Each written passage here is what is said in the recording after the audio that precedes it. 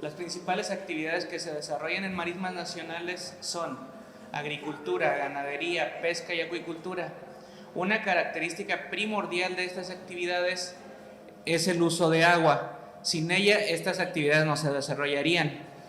La primera pregunta para Marcos Moreno Torres es: ¿cuál es la importancia de la calidad de agua en la actividad pesquera y acuícola en marismas nacionales Nayarit? Adelante. Buenos días a todos.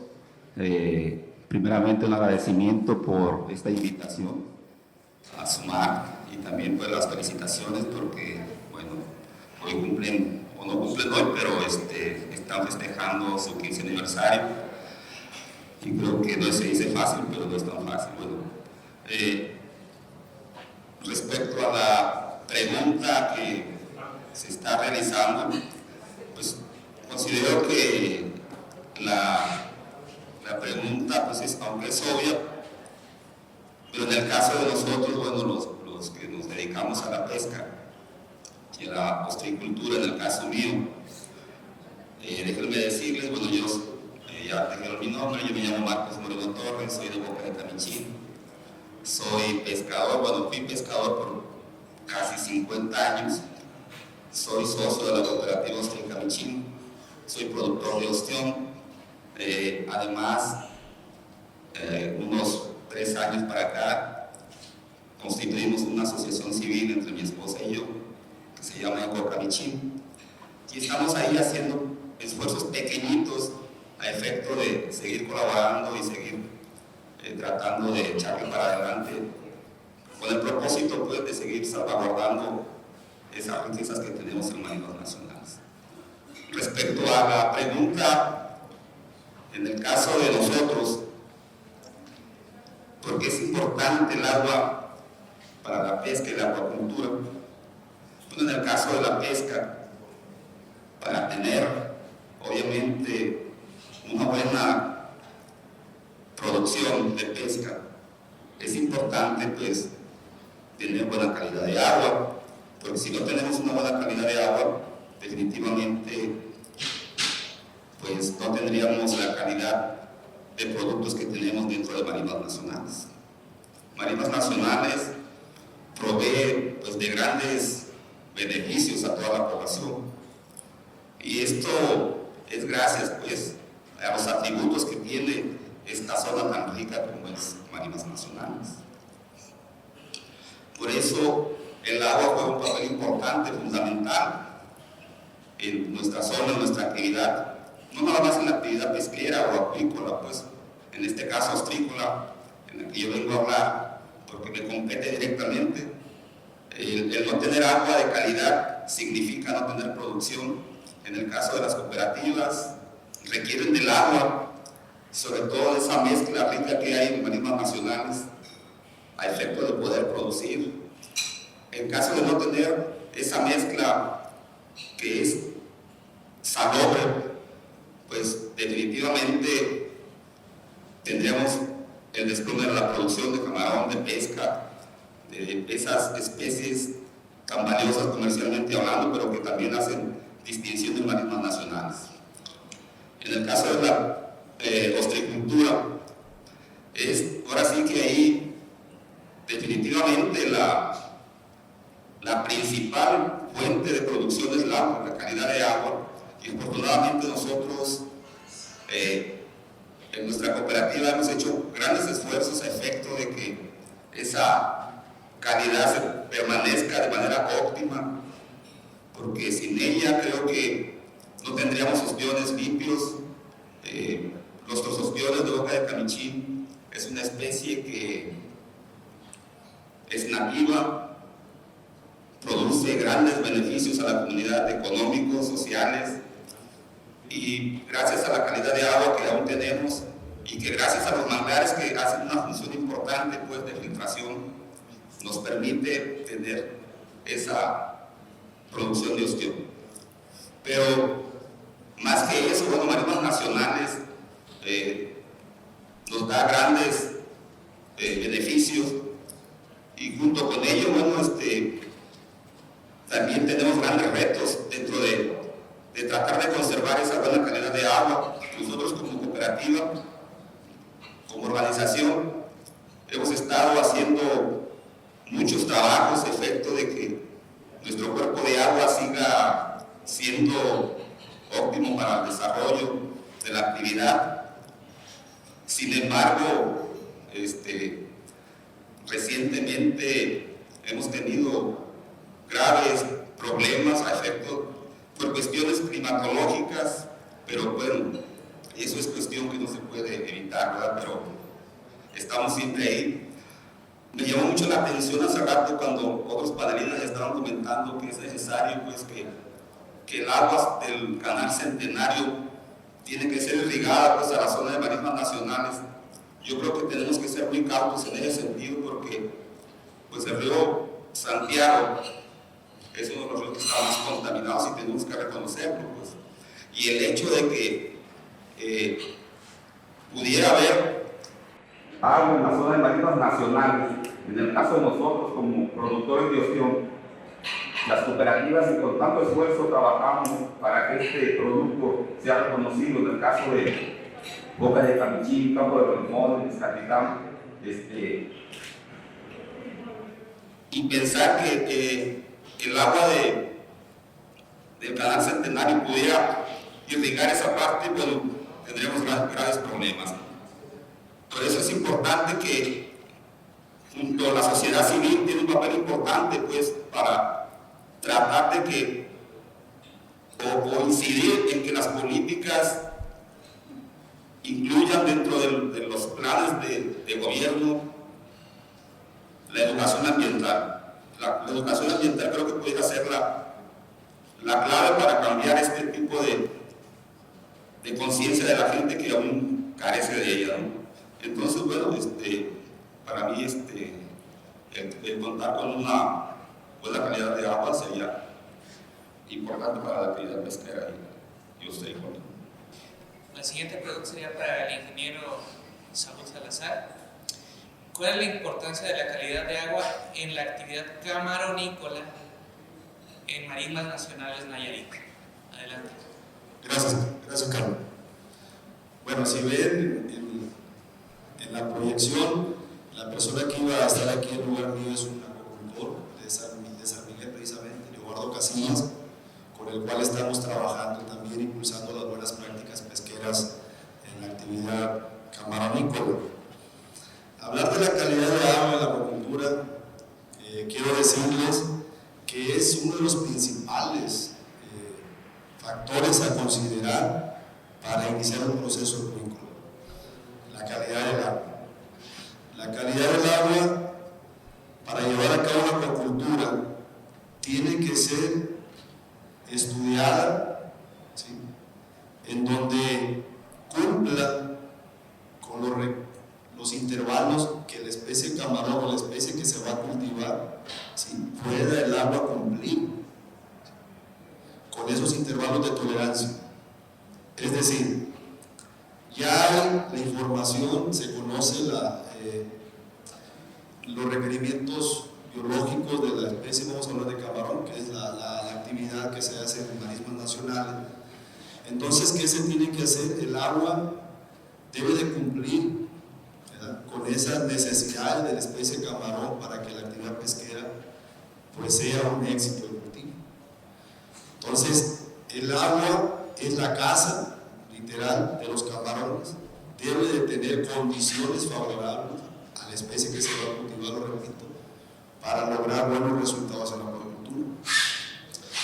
Trabajando en San Miguel y en el Valle de Burraca, llevamos a cabo una serie de encuestas con algunos productores, a los cuales les preguntamos si sabían la calidad de agua que meten a sus granjas del sistema. Ninguno conoce la calidad de agua que mete a sus granjas. No la conocen porque hay muchas necesidades en la acuicultura. Entonces, se van o dan por hecho que el ecosistema, de manera natural, los camarones se dan en el ecosistema y dicen, bueno, si sembramos camarones de la misma especie, seguramente el agua no está tan mal y por eso, sin necesidad de hacerle un estudio, puedo hacer acuicultura. Sin embargo, actualmente, debido a todo lo que hemos platicado aquí, pues el agua cada día va perdiendo más su calidad. La acuacultura es un sector que más va a depender del agua, no solamente en cantidad, sino en calidad, para poder que la acuacultura se siga desarrollando en marismas nacional. Entonces, las actividades que se desarrollan en marismas nacionales cada vez nos están dando agua de menor calidad. El sector agrícola, por lo tanto, no está ajeno a ser un partícipe en las acciones para que el agua de marismas nacionales siga sirviéndole a la actividad. Entonces, ¿qué pasa si tenemos agua de menor calidad día con día? No solamente en los otros sectores, sino también en la acuacultura nos va a costar más producir camarón. Entonces, si por un lado los alimentos, el diésel, están cada vez más caros y nos va a costar más el agua que metemos del ecosistema, darle un tratamiento y mejorarla y adaptarla a la especie que vamos a cultivar, ¿sí? Nos va a costar más día con día, ¿sí? Además, considerando desde el punto de vista productivo, si el agua no es de calidad, los camarones que tengamos sembrados en ella se nos van a enfermar más, nos va a costar más curarlo, ¿sí? No van a alcanzar las tallas que tenemos programadas, porque tenemos un agua, una casa sucia. Entonces se nos hizo increíble, y lo repito, que se esté haciendo acuacultura sin conocer la calidad del agua. Al menos con los acuacultores que se hizo esta encuesta, ninguno conoce el agua que tiene en su granja. Ninguno, o la gran mayoría, no tiene el equipo para medir al menos cuánto oxígeno tiene el agua. Por lo tanto, desconocen la calidad del agua donde están llevando a cabo la acuacultura.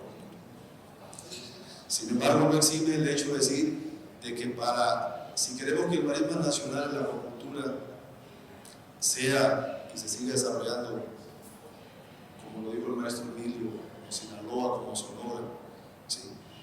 Debemos de apostarle, ¿sí?, a empezar a conocer y para poder influir más en la acuacultura. Debemos de fortalecer capacidades en los acuacultores, debemos involucrarnos, se deben involucrar los centros de investigación, las universidades, en diseñar estrategias en donde podamos mantener las condiciones de marismas nacionales para que las actividades puedan desarrollarse. De lo contrario, el factor económico va a ser una limitante. Actualmente, debido a que el agua que entra a las granjas, de verdad, que no es de la mejor calidad en estos momentos. Y es tan así que la supervivencia de los cultivos de camarón en las granjas de marismas nacionales, en temporadas secas, anda como en el 30% de sobrevivencia. En temporada de lluvia, un poquito mayor, ¿sí? Entonces, las tallas no se están alcanzando y eso, pues, es preocupante. Y si no hacemos nada, esto cada día el agua va a ser de menor calidad, por lo tanto va a tener repercusiones fuertes en la actividad acuícola que se desarrolla en marisma nacional. Bueno, gracias Saúl. La siguiente pregunta es para el doctor Carlos Romero. Y la siguiente, ¿cuál es el estado de la calidad del agua que guarda marismas nacionales y cuál sería su tendencia? Buenas tardes a todos. Pues ahora sí que nos tocó, como comentaban en las mesas anteriores, hablar de un punto crítico en marismas nacionales que tiene que ver con lo malo de la película, en este caso la contaminación. Antes de continuar, pues agradecer pues, al equipo de SONAR. Me sumo a las felicitaciones de su 15 años de estar desarrollando estas buenas acciones para promover el bienestar de la población de marismas nacionales y junto en esas acciones está pues conservar el ecosistema propio. La calidad, para hablar de calidad de agua en marismas nacionales, yo creo que antes de eso tendríamos que conceptualizar el término. Escuchaba aquí a Saúl, a Marco, respecto a la calidad del agua en la producción pesquera y acuícola. Y no solo ahorita, se entiende desde hace tiempo, o mejor dicho, se asumía desde hace tiempo que la calidad del agua tenía un enfoque antropocentrista, ¿no? Es decir, estamos hablando de las características físicas, químicas y biológicas del agua para ser usada en las necesidades o proyecciones del hombre. Pero hay que entender pues, que se trata de un bien ambiental y no un recurso a explotar, ¿no? Yo creo que tendríamos que partir del principio de allí para poder hablar de calidad del agua. También se ha comentado ya en mesas anteriores respecto a la importancia de marinos nacionales respecto a su alta productividad biológica. Sabemos que ha sido distinguido desde hace muchos años por esas características. La gran diversidad biológica de marinos nacionales se debe prácticamente a la composición de sus aguas, a la calidad de estas, ¿no? A las características físicas, químicas y biológicas que por muchos años, que por miles de años, ha llevado al desarrollo de este tipo de ecosistemas. Dentro de la literatura que se ha publicado respecto a los bienes nacionales, los estudios de calidad del agua, créanme, son sumamente escasos. La gran mayoría de las investigaciones que se han desarrollado en la Marítima Nacional tienen que ver con el bosque de manglar, ¿sí? Con la ecología del mar, la captura de carbono. En segunda instancia, dentro de la información que al menos yo he consultado, tiene que ver con la ecología de las aves, siendo un ambiente propicio para la reproducción, la alimentación, el descanso de estas aves migratorias, ha sido un punto importante de estudio.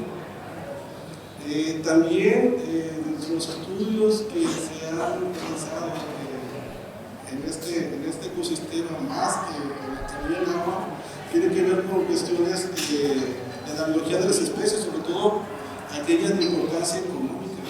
No solamente alberga especies de importancia económica, sino también este ecosistema alberga infinidad de especies que cumplen un papel importante, ¿sí?, en la ecología de este sistema. En el camino venía pensando sobre la información que podría proporcionar respecto a la calidad del agua en este ambiente. Como les decía, no hay mucha información. De los pocos estudios que se han realizado, es pertinente mencionar uno que realizó en los años 80 la doctora Guadalupe Aranza Espino, que denominó calidad ambiental a la laguna de Mezcaltitán.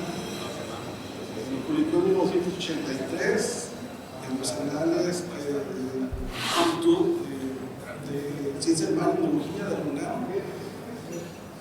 Los datos obviamente obtenidos un año, 2 años atrás, y para aquel entonces ella concluía que la calidad del agua, entre las variables básicas o naturales, así lo precisa, tenía las condiciones adecuadas para el desarrollo de la diversidad que albergaba. Pero también puntualizaba que había elementos ajenos al ecosistema, particularmente se refería a coliformes, detergentes y el DDT.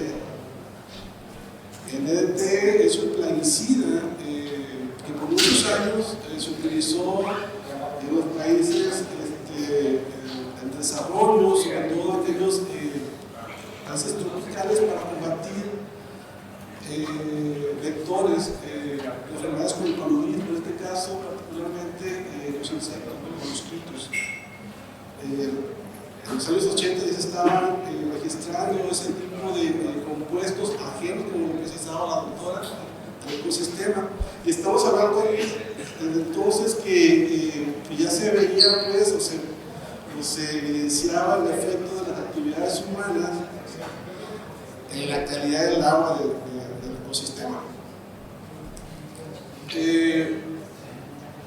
Una década después, a finales de los años 90, la CONABIO desarrolló una serie de talleres multidisciplinarios donde la tarea en esos talleres era regionalizar las regiones prioritarias en el sentido de mantener la biodiversidad de estos ambientes, ¿no? Y particularmente se refería a regiones marinas prioritarias y regiones hidrológicas prioritarias. Marismas nacionales forman parte de estas regiones prioritarias. Y en aquel entonces definieron que la problemática o el hecho de incluirlas en esta regionalización, obviamente por su alta productividad o alta diversidad biológica, pero sobre todo por las amenazas que el ecosistema presentaba en aquel entonces respecto a la modificación del entorno. Particularmente se refería al cambio de la dinámica hidrológica del sistema. Estamos hablando de la década de los 90. Pero también algo que se señalaba era respecto al efecto de las actividades productivas, pues acciones que ya se han discutido también en mesas anteriores, ¿no? Las cuales de manera particular pues afectaban la composición del agua. Estamos hablando aquí de su calidad, es decir, la adición de compuestos con materiales ajenos al ecosistema. Para determinar la calidad del agua de marismas nacionales y de otros ecosistemas acuáticos, existen decenas, podríamos decirlo así, de variables a considerar. Variables que lamentablemente no las tenemos registradas ¿sí? en marismas nacionales. Las tenemos registradas de manera continua, ¿no? A través de un programa que determine la calidad del agua de este ecosistema. No tenemos información sistemática, vaya que el seguimiento a lo que tanto mencionamos, pero ni siquiera sabemos pues, los valores que realmente tenemos en nuestros ecosistemas respecto a la calidad del agua. En principio, nos falta definir pues, el concepto de calidad del agua para los diferentes sectores ¿sí? en marismas nacionales. Es una tarea activamente importante, sumamente necesaria si queremos hablar de conservación. Hay variables relativamente sencillas a medir, se hablaban del efecto de la salinidad en nuestros ecosistemas, son vulnerables a este tipo de cambios drásticos. Los organismos están expuestos a un estrés, en este caso salino, y tiene que ver pues porque algunas zonas han perdido su dinámica hidráulica. Mencionaba Silvestre, ahí una vez anterior, que las lagunas están absorbando. Tenemos una columna de agua relativamente baja, el agua se calienta rápido, se genera un proceso de evaporación y por lo tanto una concentración de sales. Y desde ahí estamos viendo ya algunos aspectos básicos de la dinámica del ecosistema y cómo la calidad del agua puede ser afectada con procesos incluso muy básicos, ¿no? Como es una composición natural, en este caso la sal que constituye estos ecosistemas. También cabe mencionar uno de los estudios que para mi consideración es de los más completos que se han realizado en marismas nacionales, y este lo realizó el doctor Manuel Blanco por ahí en 2010.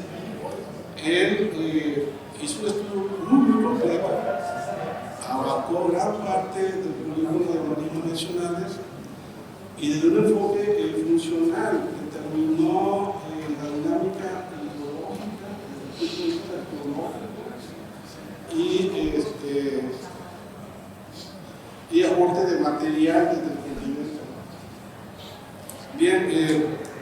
Sé que hay varias preguntas en la lista. Para concluir, les voy a comentar que una medida de la poca información que se tiene de la calidad de aguas marinas nacionales podría estar asociada a variables relativamente fáciles de medir, ¿no? En este caso estamos hablando del oxígeno, ¿sí? Que es una variable de respuesta a procesos bioquímicos, la degradación de la materia orgánica, los nutrientes, que podemos considerar como una variable de presión, puesto que también provienen de otras actividades, además de la eliminación de la materia orgánica en los procesos internos del ecosistema. Y podemos hablar de la producción primaria también como una medida de respuesta ante procesos de adición de nutrientes al ecosistema. Los ecosistemas como marinas nacionales son ecosistemas muy productivos, por lo tanto podemos considerarlos como en una escala de mesotróficos a eutróficos, pero los resultados de algunos estudios que hemos realizado en la zona nos han indicado, particularmente para unas regiones, sobre todo aquellas que tienen poca dinámica hidrológica, condiciones hipertróficas, ¿no? Entonces es una señal de que hay que poner atención sobre todo a las actividades que se desarrollan en la cuenca, ¿no? Y tiene que ver, en este caso, en el subsidio de material ajeno al ecosistema. ¿Qué acciones considera que deben de realizarse en el corto, mediano y largo plazo que aseguren el buen estado del agua de marismas nacionales, así como los servicios ambientales que ofrece? Adelante.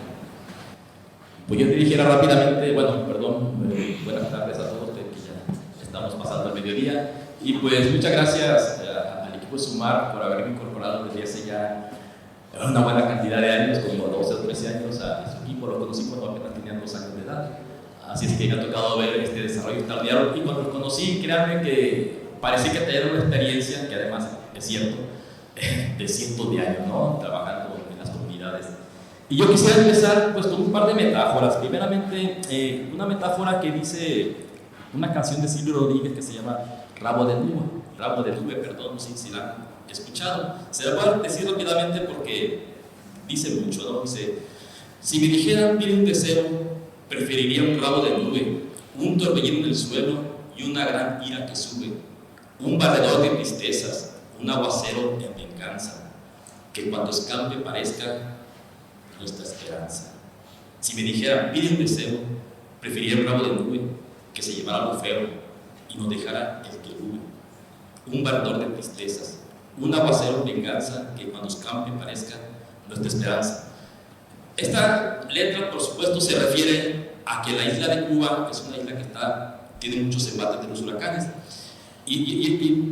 Empezar con esta metáfora, pues, se me ocurrió en el camino, así como a mi tocayo, en el camino me vine por la carretera libre y vi los destrozos que dejó el último huracán, el Roslin, muy parecido a lo que nos dejó a nosotros el huracán Huila y allá en Sinaloa. Y resumiendo todo lo que hemos visto en estas extraordinarias presentaciones que han tenido todos los compañeros, a mí me gustó mucho lo que dijo el doctor Mesina, que debemos de ver nuestra región enfocada dentro de la región marítima del Golfo de California. O sea, si no tenemos esta visión general, pues simplemente no vamos a alcanzar a comprender la dimensión de nuestro ecosistema de marismas nacionales. Como lo dijo el doctor, es un refugio para muchísimas especies de peces eulalinos principalmente, y que esto explica la gran riqueza de esta zona, que hay que recordar que aquí se produce casi el 80% de la producción pesquera a nivel nacional. No es poca cosa, ¿sí? Más o menos. O sea, es para que entendamos dónde estamos ubicados. Estamos ubicados en la parte sur de esta extraordinaria región. Hace poco me tocó realizar un estudio que me encargó Fonor, que no puedo decir algunas cosas por la cuestión de la confidencialidad, ¿verdad? Pero me ayudó a comprender un poco más lo que pasa en nuestra región, porque hay que entender que esta región se maneja por pulsos que la naturaleza los tiene muy bien estudiados y que llaman diseño inteligente, ¿no? O sea, tenemos zonas en esta región del Golfo de California que tenemos masas reproductivas muy importantes. Las más cercanas que tenemos aquí son las Islas Isabeles, ¿sí? que ha permanecido como una especie de área protegida, porque era una prisión antes, y pues ahí se producían todas las especies que después vienen a buscar refugio a estas aguas interiores. Yo no me explicaba, amigos, cómo era posible que, por ejemplo, allá en Escuinapa, en el estero de Tacapán, se pesca mucho ¿cómo se llama? El sábalo, y sacan sábalo, y yo decía, bueno, ¿y dónde dejan a los reproductores? Porque no dejan nada. Bueno, la explicación puede estar en estas regiones protegidas, como en las Islas Marías. Ahí puede estar la explicación por qué no se acaban, porque la masa reproductora no está aquí, está afuera, y esto permite que siga este suministro de alevines y estas especies. La otra metáfora que yo quería decir, ya con la cuestión del torbellino que se lleva la ira, es lo que me pasa a mí cuando, para tener esta región, es como cuando uno lava su cochera. Yo lavo mi cochera cada mes y utilizo una hidrolavadora. Y cuando estoy utilizando la hidrolavadora, las primeras veces yo empezaba como con juguete nuevo a empujar el agua, ya ven que estás empujando el agua. Y de repente, al estar cerca del macetero, salían despavoridas las hormigas con sus crías, ¿no? Bueno, yo desviaba el chorro del agua pues para no lastimarlas, ¿no? Hacia otro lugar. Y si no movía yo una manguera con la que me suministraba el agua, pues ahí se me retienen los sedimentos, ¿sí?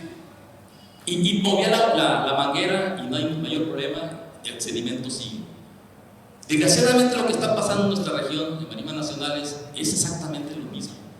Nada más que Dios no puede dirigir el chorro del ciclón de agua como yo sí puedo dirigirlo y no lastimar a las hormigas, ¿sí?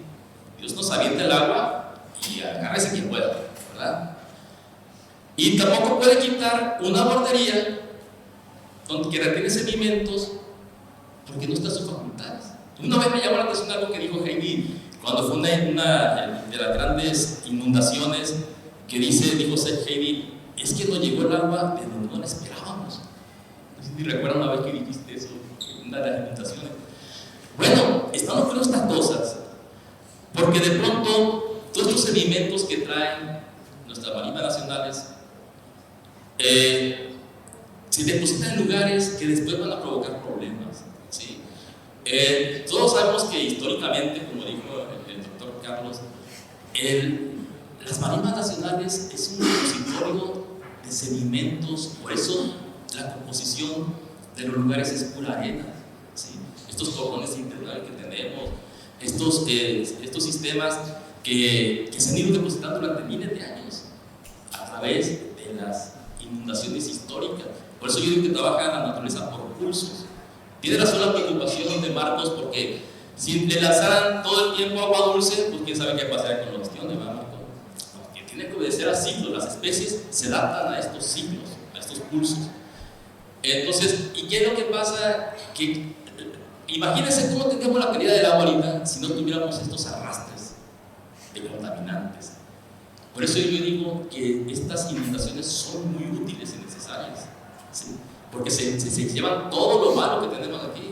Acuérdense que muchas de nuestras comunidades no tienen sistemas sanitarios. Bueno, pues todo eso se lleva, todos los contaminantes, todo lo que tenemos. Entonces, ¿qué haría yo para mantener la calidad del agua? Que es la pregunta inicial. Es restaurar como teníamos antes nuestro ecosistema. Yo no sé, a quién demonios se le ocurrió hacer granjas acuícolas en los cordones interlunares, ¿sí? Si me hubieran preguntado, si hubiera sido la autoridad, yo no hubiera utilizado la construcción de 1 metro lineal de bordería, ¿sí? ¿Por qué?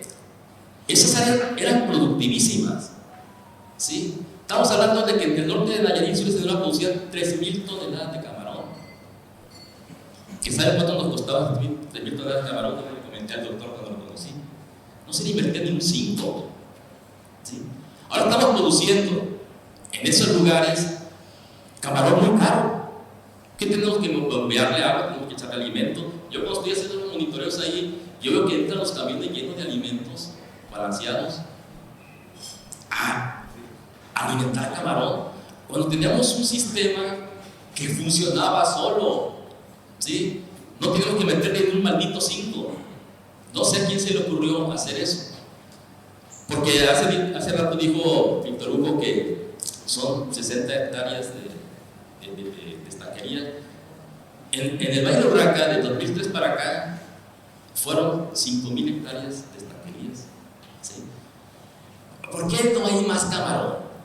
Bueno, no hay más camarón porque se le estamos quitando. Hay que remitirnos al estudio que hizo Aburto, con el doctor Escurra y otros investigadores más, donde le da un valor a los manglares, lo que nos produce conservar una hectárea de manglares. Bueno, ahí perdimos 5,000 hectáreas. ¿Sí? Entonces, ¿qué está pasando? Que estamos alterando el sistema de una manera pues muy irresponsable. Cada que vienen ambientalistas, yo recuerdo mucho a Macháqueles cuando vinieron la primera vez alguien de Conservación Internacional y nos dice, a ver, ustedes tienen aquí un ecosistema, casi me dijo pristino, y le dije yo, tranquilísimo, tómelo con calma. Usted viene viendo una fotografía instantánea. Quienes tenemos aquí más de 50 años viviendo, como dijo él por acá, fue Juan, vimos la riqueza que teníamos. Y la verdad era una cosa increíble y maravillosa. ¿Sí? Y era increíble ir a los sitios pesqueros y ver pasar a los pargos, a los chiniles, en fin, una variedad. Yo era niño, por supuesto, con 10 años. Y todo eso ya se fue. Eso se perdió terriblemente. Y las consecuencias son esas, ¿no? Entonces, ¿qué haría? Yo traté de restaurar el ecosistema. El ser humano ahorita, con sus grandes hombres como el señor Mox y el señor ese de Amazon, andan buscando transformar Marte. Aquí estamos terradeformando la Tierra, ¿sí? Estamos terradeformando la Tierra, lo que ha estado funcionando durante miles de años. Ahora lo estamos destruyendo en unas cuantas décadas. Entonces, ¿qué hay que hacer? Hay que buscar restaurar nuestros ecosistemas, como le dije una vez a Macháqueles, de manera productiva, una visión productiva. Créanme que si lo hiciéramos, entonces, como alguien dijo, la región marítima del Golfo de California podría alimentar al mundo de mariscos. Porque si es cierto, estamos en un lugar privilegiado, en el trópico. Alguien dijo ahí de los nutrientes, ¿cuál nutrientes? O sea, algas, todo se da de manera natural, pero hay que darle oportunidad, ¿sí? Hay que darle oportunidad de que los sistemas vuelvan a tener esa funcionalidad que durante mucho tiempo nos ha dado mucha riqueza. Los capitales originales del FINAP al menos vienen de la pesca, después se transformaron hacia la fruticultura y como todas las economías pues tienen transformaciones, ¿no? Tienen transformaciones, pero ha sido por un manejo responsable de nuestro valioso ecosistema. Gracias. ¿Cuál es el impacto de las descargas de aguas provenientes del sistema Lerma-Chapala-Santiago en marismas nacionales? Esa sería la primera pregunta. El impacto del agua de la cuenca Lerma-Chapala-Santiago. Se conoce que la cuenca Lerma-Chapala-Santiago pues, es de las más densamente pobladas y por lo tanto más industrializadas del país. A diferencia de otras cuencas como la de San Pedro, la del Presidio, Acaponeta, afortunadamente esta cuenca desemboca de manera perpendicular a la costa, ¿no? De manera directa, vaya. En marismas nacionales, hasta ahorita no se ha determinado un efecto como tal. Se carece de información, sí, pero conociendo la dinámica, vaya, de los ambientes,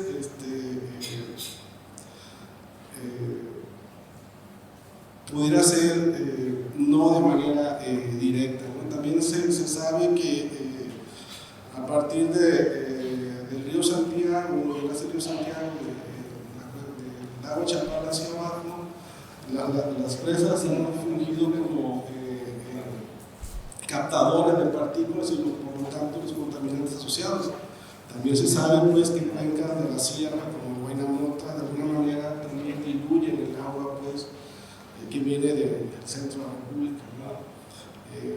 Como decía, hay una tarea ardua para determinar realmente la calidad del agua, ¿no? Requerimos de programas que de manera consistente estén monitoreando estos aspectos para poder responder y proyectar, vaya,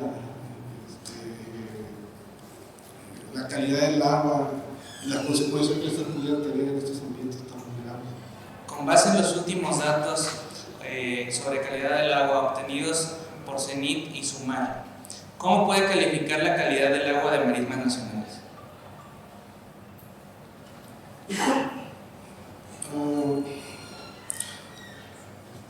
Marismas nacionales es un ambiente, podemos decirlo, que está constituido por un mosaico de microambientes. Y esto tiene que ver en particular con la dinámica hidrológica. Dentro de los parámetros que hemos medido, que tiene que ver prácticamente con variables asociadas de manera natural al ambiente, y estamos hablando aquí en particular de nutrientes, hay una diferencia entre el nivel trófico, que es una medida, pues, de la condición de salud del ecosistema, en los ambientes con alta dinámica y los ambientes de baja dinámica. De manera natural, el ecosistema marino nacional, como muchos sistemas estuarinos lagunares, son altamente productivos y por lo tanto la condición trófica es relativamente alta, pero hemos encontrado lugares de baja dinámica con condiciones hipertróficas, ¿no? Y aquí es una señal, pues, de que hay una adición de elementos ajenos al sistema, ¿no? O un enriquecimiento de las condiciones naturales, y aquí estamos hablando particularmente de los nutrientes. Ahora la manera de que los comités del ordenamiento ecológico puedan coordinarse para que se puedan regar los canales naturales, ya que después de tantos huracanes muchos de esos canales están asolvados y afecta, pues, la calidad del agua. Pero mira, esos dragados deben de ser muy bien estudiados. Fíjense todo el mundo que a raíz de las inundaciones del Huila, por ejemplo, el gobierno del estado de Sinaloa programó unos dragados y también con la pesca en la región de Tecuala, creo. Pero el dragado busca, por ejemplo, que ya no llegue agua hacia donde la ocupamos, porque desgraciadamente por la carretera al Valle de Urraca se provocan estas inundaciones, pero buscan dragar. Yo una vez acabo de criticar al gobierno del estado de Sinaloa porque nos falta agua dulce y están dragando para seguirnos quitando el agua dulce. O sea, estos dragados deben de ser muy bien estudiados, ¿sí? Y más que nada irse a la fuente que está provocando estos asolvamientos. O sea, no podemos estar, además lo acaba de reconocer el gobernador del estado de Nayarit, hace poco hizo una declaración muy fuerte en contra de la actividad agrícola, diciendo que ya estaban viendo que iban a regular esto, porque se han dado cuenta, el presidente Municipal está sintiendo, seguramente está de acuerdo con el gobernador, de que necesitamos ver qué está pasando con toda esta bordería que se está construyendo para que le demos el flujo al agua, porque está provocando, además de los daños al ecosistema, pues a la población, ¿no? O sea, entonces estos dragados, yo hasta ahorita he visto que los han hecho gastando dinero, como le dije yo al gobernador, está tirando dinero al río en estos dragados que se hicieron cerca de la Campaneta, por la Concha. Entonces necesitamos ver esto de manera integral. O sea, si estamos nosotros por parchecitos solucionando problemas, pues no vamos a llegar a buen puerto. Entonces yo creo que sí es necesario que se haga algo de manera, como digo yo, tratar de tirándole a una restauración, ¿sí? De que los flujos de agua se respeten como estaban, y entonces dejamos de tener la penuria de las pérdidas del patrimonio de muchos habitantes del sur de Sinaloa y del norte de Nayarit.